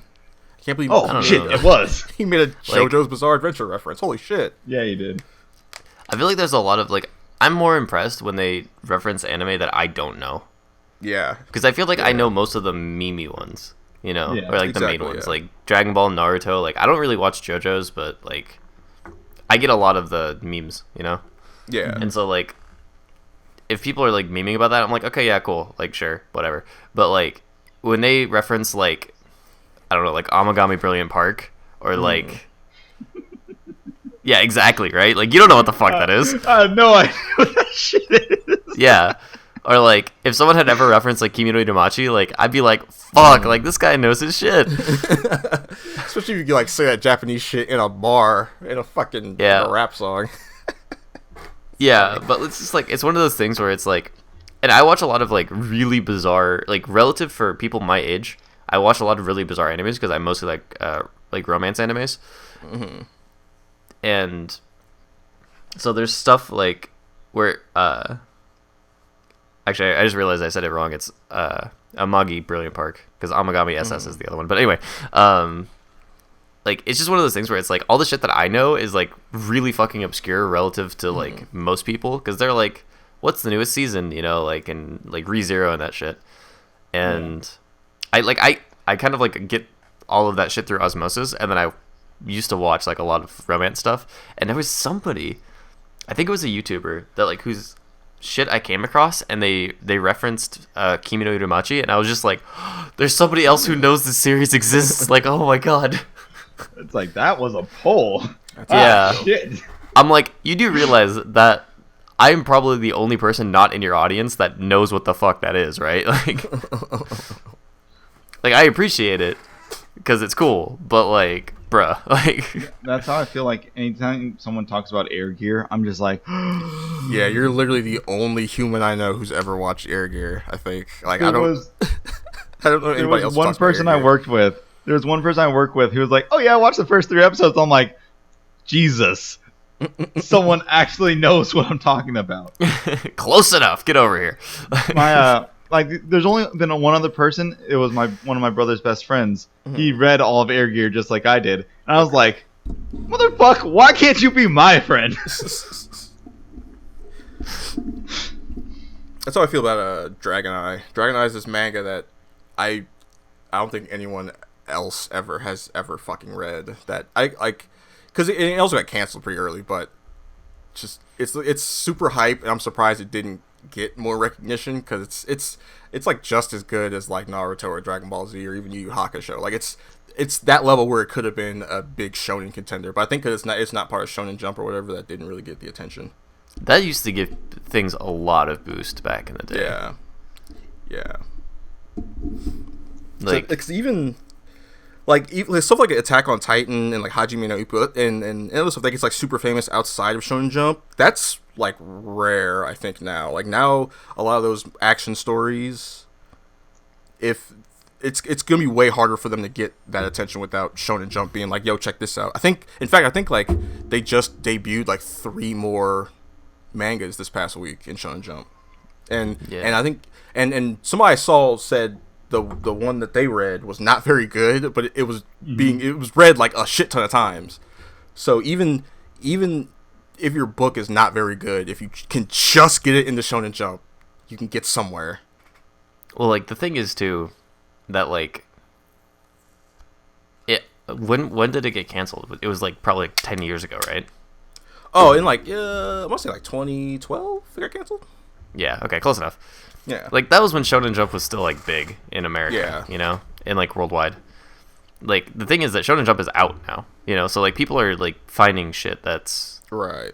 more obscure. Like there's stuff that is like fucking Kaguya-sama. Like that it's clever and I like it, but that kind of manga would never have flown like to the levels that it's at, or like the anime to the levels that it's at. Is that What the fuck? He disconnected. I bet you his computer's.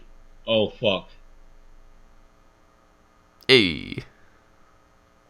Don't tell me, Deshaun. What?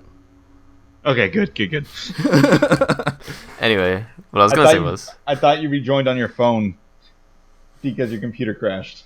Oh no! I've been using my phone this whole time. I'm recording on my computer. Yeah. I just thought for a second. I was like, ah, shit. Well, Here we Derek go again.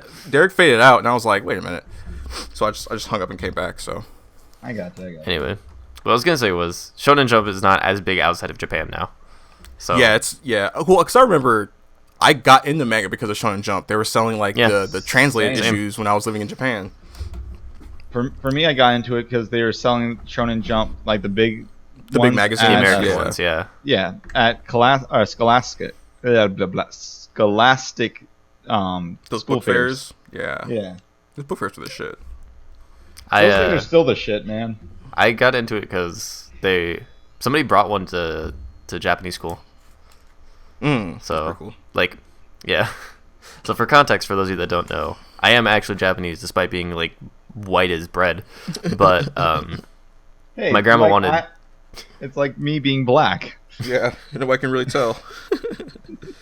My grandma than wanted hair. to, like the tradition to like not die, so I can speak Japanese and I know culture and stuff. But I went to a school for that, and at that school, like, by the way, you want to know how bad it was, fucking at that school, because these are all kids of like mostly like Nisei or Sansei, like they're mostly full Japanese like Yeah. people. I was one of 2 white kids in that class and one of 3 non-visually Japanese people, or not class, in the school. Yeah. That is just how it was. Gotcha. Which it was fine, but I always felt like you ever want to feel like an outsider? Like try being the only white kid in a mostly Japanese school. Like I mean, Try being a black kid in Texas and all in white Japan. yeah, like you have to understand. Kid in an all white school in Japan. Look, like Yeah. I know you guys get it, but it's like Yeah, we it's one of do- those we totally things get where it, it was yeah. just like, I haven't felt that kind of like separation anywhere else. Yeah. See. Anyway, so my depression aside, that's where I first got into Shonen Jump because somebody brought it and I was like, what the fuck is this? And then I just started reading it. See, luckily, the only separation I ever had was the one I put on Pawn myself. Do you ever have one of those thoughts where it's like you're never even mad that people don't want to talk to you because you know you're a fucking like weirdo? Yeah. Pretty much. That's like me. No. Like No, at look. some point when I got into like at the end of high school, I was just like not even pissed that people didn't want to talk to me or whatever because I knew I was fucking weird. Like Now, to be fair, I've only had that because that's just how my brain works, not because of anything other than that. And I only have that because I want people to leave me the fuck alone. If I go somewhere, I don't want anybody to talk to me at all. I would rather everybody just shut up. Which is nice. like I want friends, but I totally understand why people don't want to talk to me. That's the sad part. I'm the weird kid who I've understands that plateaued he's in my weird. number of friends. Yeah, Yeah. that's what you need to do. You gotta know your level of how weird you are, and then If work you're a from weird there. kid, you need to know that you're a weird kid. If Yeah. you deny the fact that you're a weird kid when you are the weird kid, Yeah. that is when problems occur. Yeah, there's People are nothing just- wrong with being the weird. Well, assuming No, that you're no, not no, doing anything no. illegal. Depends on what There- kind of weird you are. Yeah. Yeah, there's nothing wrong with being the weird kid as long as you know how to contain it. Yeah. Yeah, or as long as you know how to like function Right. Yeah. Yeah. in society. But like, because I was like the weird kid who liked anime and manga in high school. You know, like that was fucking weird when I was in high school, and I know you guys Yeah. felt that too. Yep. And Yeah, now 'cause it's like I would fucking everywhere. I would draw, and dudes would be like, "Man, my sister sure loves drawing," and I'd be like, "Yeah, as soon as I'm done fucking her, I'll teach her some stuff." Yo, Like- I never understood like any of that shit. Like, oh It's man, only retarded. girls sew. What? Oh, okay. Yeah, Yep, only girls sew. tell that to Hugo Boss, the most famous fucking male, one of the most famous male like fashion designers ever. It's like, all right, cool, got it. Yep, I did a thing, and you think it's feminine. Cool. Yeah. I will say I'm glad I've gotten to the point in my life where if I like something, regardless of whether it's masculine or feminine, into I've it, stopped yeah. giving a shit. Yeah, because it's like I know how to sew, I know how to cook, I know how to clean. I don't do those last 2 things very often, but but like I've just stopped giving a shit because I would rather just live and enjoy it than like have to Yeah. deal with other people judging or like people are Yeah. gonna judge me anyway. So like fuck it, I might as well. If I'm not hurting anybody else, fuck them. That's always been my philosophy. Just do whatever the fuck you want. Who cares? Just Yeah. like people who like Sonic stuff. Yeah. I'm gonna say Deshaun's like, we're not gonna since- go down that. I really do not. But have you seen Sonic Project Hero though? I looked at that. And Yeah. It looks God damn like it. another Sonic fan game that'll probably get canceled before it comes out. Or it'll actually come out. Well, actually, he says it's never gonna come out, or will it? Well, because here's the deal: like 5 of these Sonic fan games get made a year, and then they all get canceled. They never Yeah, come out. I don't think he ever wants to put this out. I think he just wants to work on it. Yeah, just show it to people. Yeah, look what I Wasn't it did. made on April Fool's Day? Like, No. No, he put that. In, yeah, he put that in the docket like way before April Fool's Day, I think. it was posted on April Fool's Day, my dude. Oh, was it? I No, could no. have sworn it was. No, he's been working on this for years, though. That's just his update. Was the April Fools? Okay. Funny. That leads me into the I fucking hate April Fool's Day. It's the stupidest shit ever. Yep. Like he's the whole announcement thing was just the fact that he's going to be putting the game out. That was the April Fool's thing. But it's never coming out because Sonic games don't come out. Despite Sega being super super cool with Sonic fan games, they rarely ever come out, which is baffling. Like people finally have the chance to do something like Nintendo would fucking put a fucking a railroad spike up your ass if you tried to make a fucking Mario game, but Sega is like begging people to make good Sonic games. So please just make our mascot better. Right, like we clearly cannot do this. Please make these games for us. You know? And nobody's really it feels like people are getting like halfway there and then not going all the way through with it, you know? Well, making games is fucking hard. I'm sure. Yeah. I am sure. But it gets to the point where you're like, why even bother showing us fucking jack shit? Just put it out. Because there are so many. And I mean a fucking absolute Bromdignagian insane amount of Sonic fan games that just never come out because they just never get finished. You know? Mm-hmm. I think a lot of it is kids. Yeah, usually it's younger people. Yeah, or like, maybe not like, I think kids is the wrong word, but like... high schoolers. Yeah, like 13, or like 14, 15. People. Yeah. Like, fucking... Like, there's videos of me on my old YouTube channel just making the worst commentary ever because I just wasn't ashamed of what I had done. And admittedly, I've rolled around to just not being ashamed of who I am. But there's a difference between being like, oh, this is fucking bad and I should be ashamed, and oh, this is fucking me and I shouldn't be ashamed. You want to know how I got over that? I know I'm going to let you get back to your point real quick, but since the 20th anniversary, I want to mention this real quick. So, Golden Sun. Newgrounds, no, that already passed. Newgrounds, it's their 20th anniversary or whatever. They basically, when I first started using the internet, I was on Newgrounds. I was using Newgrounds, and that place taught me that you can put out fucking anything and not give a shit what people think. You don't have to compromise your vision for fucking anything, and just put out anything you want, you know. And that's why I get so like crazy about stuff that seems so tame and like held back and like it's a half-assed effort. Like you can do whatever the fuck you want, straight up. People like I hate when people try to like qualify stuff and say, well, you can't do this in a story because then you wouldn't be able to sell it to people. Fuck those people. Fuck them. Make it. Do it, because you're gonna make it better, like 9 out of 10 times, or it's gonna be more enjoyable. But doing some like held back shit, it just ends up being lackluster, like all the time. Mm-hmm. And like the insanity that was on Newgrounds back in the day, it's like I know it was just a bunch of edgelords just putting crazy shit out there, but the fact that you had an entire page about killing Pokemon or Powerpuff Girls or all that shit, like. You can put out whatever insane shit you want, and people will eat it up, you know? Yeah. And you don't have to give a shit what they think. Exactly! That's why I just ramble on for fucking 30, 40 minutes.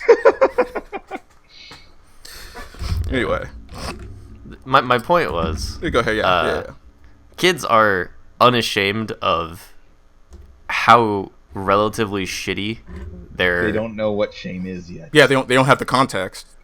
Well, I mean, I think most kids know what shame is, but they're so proud of making. They know like getting embarrassed, anything. Like, but like when just when kids are like talking, and they don't really know, they don't have like those when kids are just solid talking, ideas. Like, fuck them. Yeah. Well, I mean, basically that too. But you have to understand that a lot of times when a kid does something, they're like, "This is the first time I've ever done this. Yeah. This is the first time anybody's ever done this." Yeah, exactly. Yeah. Well, it's just because I made like shitty pivot videos that were like 7 frames per second. I thought they were sick, and my dad would just come in and be like, "This is the shittiest thing I've ever seen. What the fuck are you doing with your life?" Come look at this. Come look at this thing, son, called Zhao Zhao. Check this out. It's just like it's shit like that where like you just don't have context for what you're doing, so you don't know to be better. I made some shitty pivot animations. And then I went onto the forum and I'm like, can't post this. Then I made some decent pivot animations and I'm like, still shouldn't post this, but I guess I will. Like, it's all up on my old YouTube channel, and it's just like going back and hearing me back then. And like, I'm not exactly a fully like as much as I want to. I'm not like a fully fledged person, you know. Like right now, even still, I'm still like changing who I am. But like, fucking, the shit that I used to say and do is just like so, like, what the fuck was I doing? That it just astounds me that where I'm at. And this is a little more. I'm gonna get into something. This is a little more embarrassing for me because it happened like right after college. You guys remember like GamerGate shit at all? Yeah. I heard about it, but I only ever got context like 2 years after, so I never really got it in the moment. I was one of those guys who was really sick of like really shitty reporting on video games because for a while it was just wrong for a long time. Like, legit just wrong.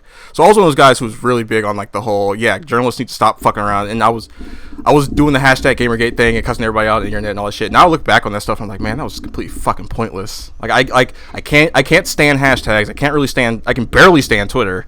It's the only reason I even use it is because it's the least terrible social media.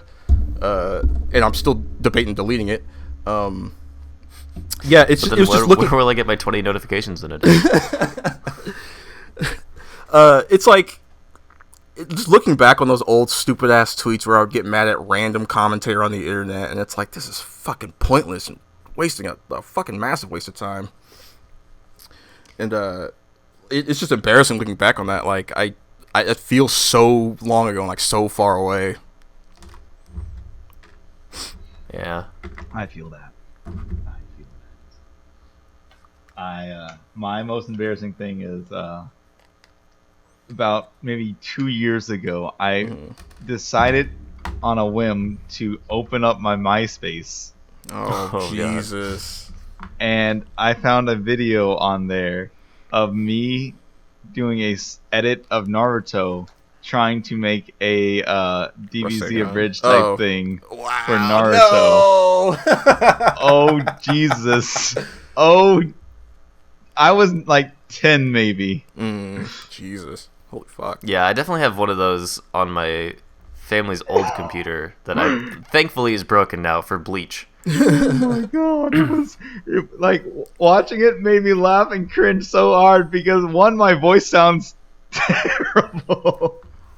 But you know what? The one thing I will say is I'm like, oh, but I actually did it. That's something right, you actually put it out, which is Yeah, I had one for Bleach, but it was literally just the first, like the opening before the intro.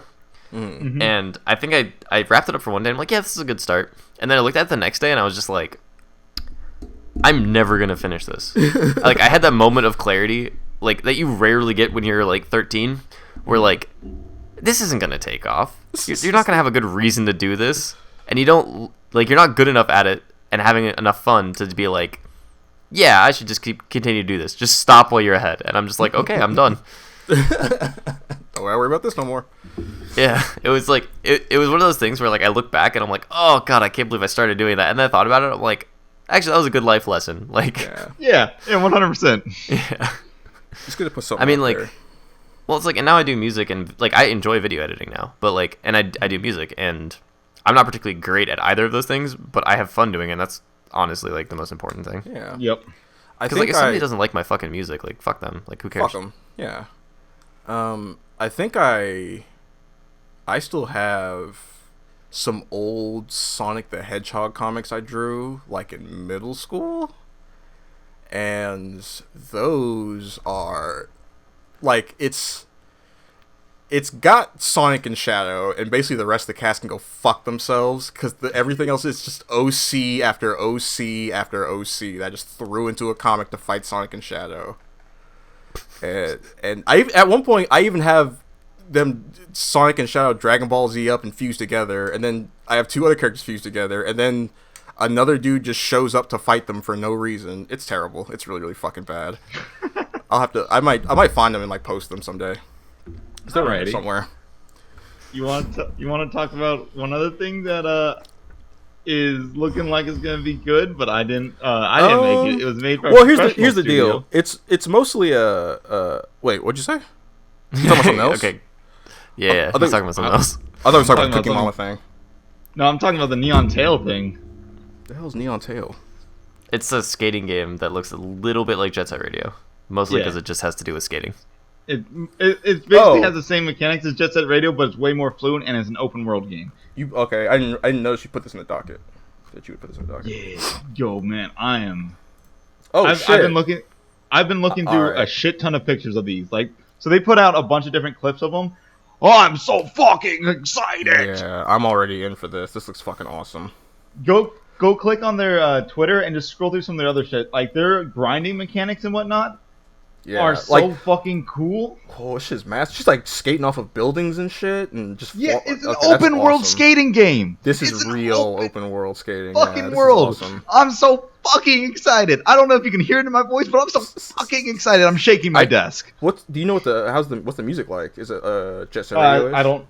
I don't know yet because all the ones I've been hearing, I haven't heard anything. I've only seen the GIFs. Mm-hmm. So who knows how the music you can like bump into people and knock them over and shit. That's funny. I'm curious what the point of the game is going to be. Yeah, is there going to be like a story? Because like I'm down for this just being like a tech demo. Is it going to be like a Tony Hawk game where you can kind of just fuck around, do whatever you want, but also do story mission stuff? The one thing I'm hoping for that I don't see right now is that there's fall damage. Why would you want fall damage? Because I don't want you to be able to just jump off a building and be like, fuck you. Like if you miss your jump and fuck up, I want there to be repercussions for missing your jump and fucking. Yeah, I don't because to me that's always boring when you do things and there's no. The punishment could just be like you lose your momentum, which is what it looks like it does. Yeah, I mean, like if you don't hit something, in the grind or you don't hit like a slope, if you just hit the ground, you just stop. It seems you kind of. I was gonna say the other thing it could be is that like, who knows how hard it is to get to the heights that they were at. Right. So like maybe it's just a time thing where you lose all that effort you took to get up there, and there's only one other way to get to the spot you're trying to get to or some shit. Yeah. But either way, this is pretty awesome. Yeah, I'm super excited for it, man. And it looks like the characters are going to be customizable. That's sick. Because she has a little like skirt thing. She has a little skirt, she has a little ponytail, but you can change the hairstyles and whatnot. Yeah, that's all. Like, there's like a wireframe for like a new hat and all that stuff. Mm-hmm. That's sick. Yeah, this game I'm super excited for it. Even if it's just like a Tony Hawk style open world game. Still. Yeah. You know what game you might actually like is Sunset Overdrive. It has a lot of grinding mechanics. 100%. I would like that game. I hated that game. I played it.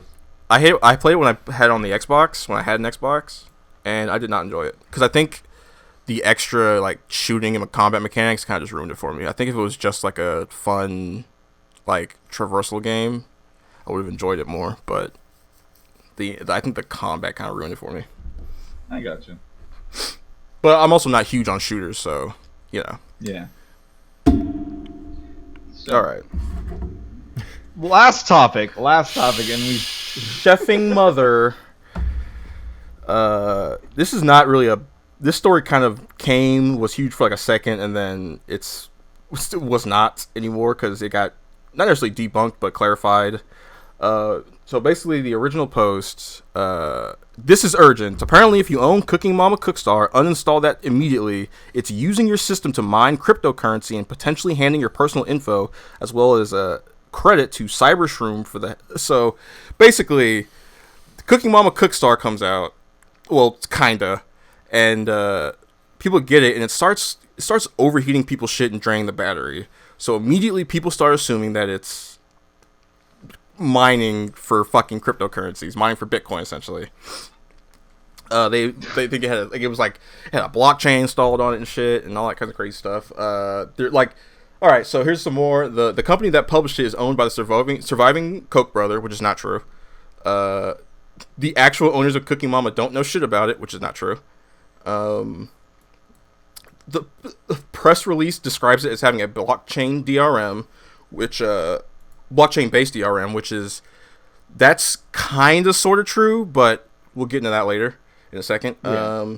The headquarters of the publisher is a house in Connecticut, which is not true. If you got your hands on it, it won't launch unless you're online, which is not true. You can get physical copies that can go on that you can go offline with. And And then the Switch network traffic skyrockets, battery life craters, and it overheats in about half an hour. So those were true, but the clarification came from somebody who actually worked on the game. If I can find that. The statement about cryptocurrency was all buzzwords. The head of Planet Entertainment knows very little about these things. He just put some fancy language to get potential investors in who like that stuff. So all that blockchain shit, all that was just somebody trying to trick somebody, basically. Gotcha. Wait, this isn't legit. This is an April Fool's joke. What, the article? Cookie Monster thing? Yeah. The one on Screen Rant? I'm looking at it. It says April 6th. It's an exclusive. Cooking Mama Cookstar Switch eShop controversy explained. There's been a lot of people who've been like talking about it. Yeah, it's not. I know you hate April Fools, but not everything is April Fools. Why is there a PS4 version of the game? There is not. Cooking Mama is a Nintendo-owned franchise. There was okay. So they were advertising for it, but it never came out. Yes, that's the reason why people were freaking out about it, because they advertised for a PS4 version of it for some reason, and that shit just never came out. Never came to fruition, nothing. Okay, so let me get this straight. This is not an April Fool's joke. Nope. And also... It's just a massive kind of confluence of events that made people start thinking it was something more sinister than it actually was. It was just a bunch of shit happening at once. So let me continue a little bit. As for the crashes / overheating, that would be because the game is made in Unity by people working on their first game. It's not the best product, but it made it through several rigorous reviews by Nintendo and Sony. There is no way crypto mining stuff could get through those tests. I doubt anyone at 1P would even be able to make such a thing. Here's more. This is about the actual development. At one point, the Japanese official Create client, so basically the IP owners of Cooking Mama, came to oversee development, and arguments started, and the clients were told to go home if they weren't being constructive. Once they found out that Planet Entertainment released the game, they used their Nintendo contacts to pull it from the eShop and stop production of cartridges. So basically, the game was ass. The people who owned Cooking Mama did not want to put it out, and the whoever was in charge of the dev team, whatever, the publisher ended up just putting it out anyway. And that's where the controversy begins. Right. Overall, everyone at 1P loves the Cooking Mama franchise and did their best to make the best product considering the interference from the higher-ups. I think the game is far from perfect, but would have done fine without publishers stumbling so constantly. So basically, everyone higher up just was fucking up left and right. The game wasn't really all that good, and someone in charge decided to put it out anyway, despite what the IP holders said. You know, despite the IP holders saying, don't fucking put this shit out. Mm-hmm. I'm like, I can't believe this is actually real. It's nuts. But here's the thing. It's a story that kind of just ends up being nothing, because it was a bad game, and the people who own the rights had it pulled, because they didn't want it to be put out. Simple as that. And, here we go. As I understand, Planet Entertainment is suing Office Create, having it removed for, it's basically just suing Office Create for the money they lost, basically. And the guy says it's hard to say if it will ever be released properly, So some people got their hands on it before it got pulled, and now it's kind of in this limbo where, will it come out again? Will it be re-released? Probably not. They might just say, fuck it, forget it, Yeah. Start working on a new one. So, yeah, it became like such a huge thing, and everybody was like, this is insane, like this is the craziest thing, but it's just a bunch of things happening at once that made it seem like a really crazy situation. But it's just typical industry fuckery where people just aren't listening to each other and they're fighting over everything. And while you were talking about that, I found a way to get fall damage. It's not necessarily fall damage, but yeah, you're 100% right. You just lose all momentum. That's what I figured, yeah. It looks cool as shit, though. Does it? I'll have to look at it. Yeah, I posted a clip of it in Discord. But yeah, I mean, it's mostly it went from being a holy shit, this is nuts story to a mostly kind of just funny, interesting story about how crazy the industry can get. Yeah. Especially with like this wasn't like Last of Us or the new Call of Duty where all this crazy. It's Cooking Mama. Yeah, Last of Cooking, Us is a whole story in its own. yeah, how it's basically canceled indefinitely, and they're like overworking their team, and well, not canceled, but on hold indefinitely, and they're crunching the fuck out of their team and all that shit, and then then there's Randy Pitchford being a piece of shit, which is like Randy, so fuck all that shit. Yeah, Fuck. all right. I get tired. Podcast. I get tired talking about stories where industry people are just fucking over their employees left and right. So I don't. It just bums me out. Yeah. I believe that's a podcast, though. Yeah. Let's call Extra it there. long. Extra long. Extra long, just like my depression. It happens, man. I apologize, but it happens. Alright, where can we find you, Cos? We can find me at I Press the Buttons on Twitch, YouTube, and IPT Buttons on Twitter. You can find me on Twitter at Mr. Urban Buddha, on YouTube at Mr. Urban Buddha, and on Twitter at The Urban Buddha, or on Twitch at The Urban Buddha. And you can find me at Cayman Second on just about everything. All right, and as always, laugh at yourself, and we'll catch you guys next time.